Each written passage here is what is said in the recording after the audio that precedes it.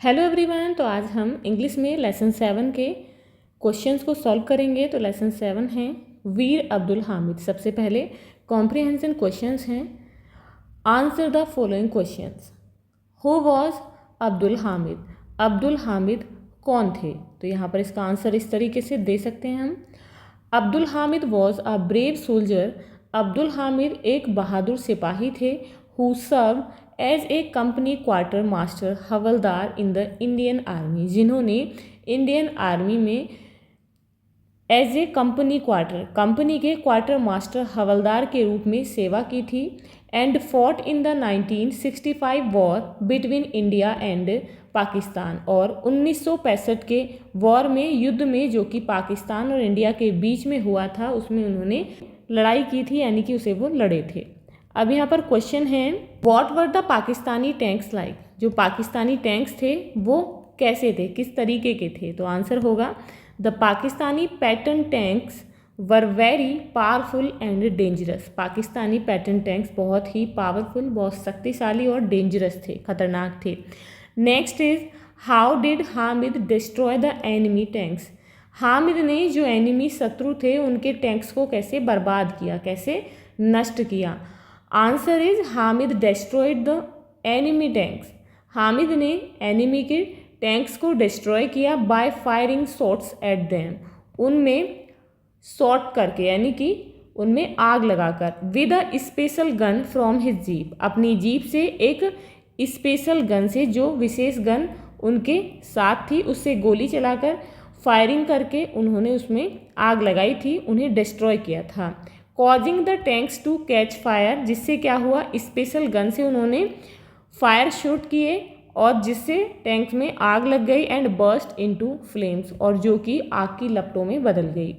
अब यहाँ पर क्वेश्चन है how did Hamid fight with the enemies and what happen to him? Hamid अपने शत्रुओं से कैसे लड़े और उनके साथ क्या हुआ? तो इसका आंसर हम इस तरीके से दे सकते हैं Hamid fought bravely by successfully hitting 3 enemy tanks with his gun. Hamid जो है अपनी गन के साथ में उन्होंने एनिमी शत्रुओं के 3 टैंक्स को सफलतापूर्वक हिट किया, उन्हें नष्ट किया, बहादुरी से लड़े। बट सैडली, लेकिन सैडली 1 सेल फ्रॉम, लेकिन क्या बुरा हुआ कि एक सेल जो है फ्रॉम द एनिमी, शत्रुओं का एक सेल जो है हिट हिज जीप, उसने जो है उनकी जीप को हिट किया। एंड और ही फेल डाउन डीपली वुंडेड, और वो जो है बहुत ही घाव के साथ में, गहरे घाव के साथ में उन्हें जो है चोट लग गई, घाव हो गया जिससे वो नीचे गिर गए। इवन आफ्टर बीइंग वुंडेड, उन्हें घायल होने के बाद भी he did not lose heart, उन्होंने अपनी हार नहीं मानी। But ordered his soldiers to move forward, उन्होंने अपने सिपाहियों को आगे बढ़ने के लिए ऑर्डर दिया, आदेश दिया। And fight on before he died for his country, और आगे बढ़ने के लिए और लड़ने के लिए ऑर्डर दिया, और वो जो है अपने देश के लिए उन्होंने अपने बलिदानी दे दी। अब यहाँ पर नेक्स्ट है how was Hamid honoured for his bravery? Hamid को जो है उनकी बहादुरी के लिए कैसे ऑनर्ड, सम्मानित किया गया? तो यहाँ पर आंसर हम इस तरीके से दे सकते हैं Hamid was honoured for his bravery by being awarded the Param Vir Chakra posthumously, यानी कि उनकी मृत्यु के बाद में उन्हें परमवीर चक्र से जो है सम्मानित करके, उनकी बहादुरी के लिए उन्हें सम्मानित किया गया, उन्हें जो है परमवीर चक्र दिया गया। And his village was named Hamid Dham after him, और जो है उनके बाद में उनके नाम पर ही उनके गांव का नाम हामिद धाम रखा गया। अब यहाँ पर नेक्स्ट है how do you feel about Abdul Hamid after reading the story of his bravery?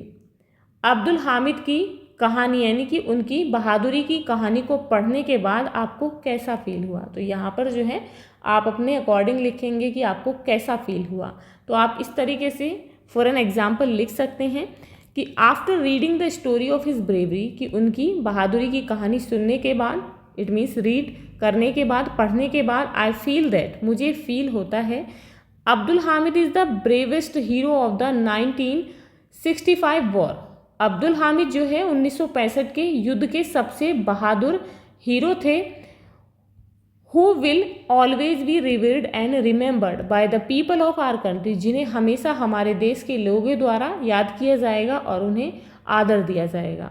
अब यहाँ पर नेक्स्ट है fill in the blanks to complete the sentence. यहाँ पर जो है ब्लैंक्स को फिल करना है सेंटेंसेस को कंप्लीट करने के लिए। तो फर्स्ट है the war between India and Pakistan was fought in the year. India और पाकिस्तान के बीच में जो युद्ध था वो कब कौन से ईयर में लड़ा गया? 1965 में। तो यहाँ लिख देंगे 1965।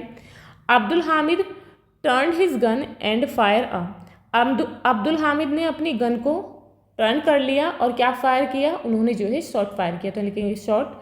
उसके बाद है अब्दुल हामिद वॉज अवॉर्डेड। अब्दुल हामिद को जो है किससे कौन सा अवार्ड दिया गया? फॉर हिज ब्रेवरी, उनकी बहादुरी के लिए। तो यहाँ लिखेंगे द परमवीर चक्र। उसके बाद है Abdul Hamid village has been named. Abdul Hamid का जो गांव है उसका क्या नाम रखा गया? आफ्टर हिज नेम, उनके नाम पर। तो यहाँ लिखेंगे हामिद धाम। अब यहाँ पर नेक्स्ट है वर्ड पावर।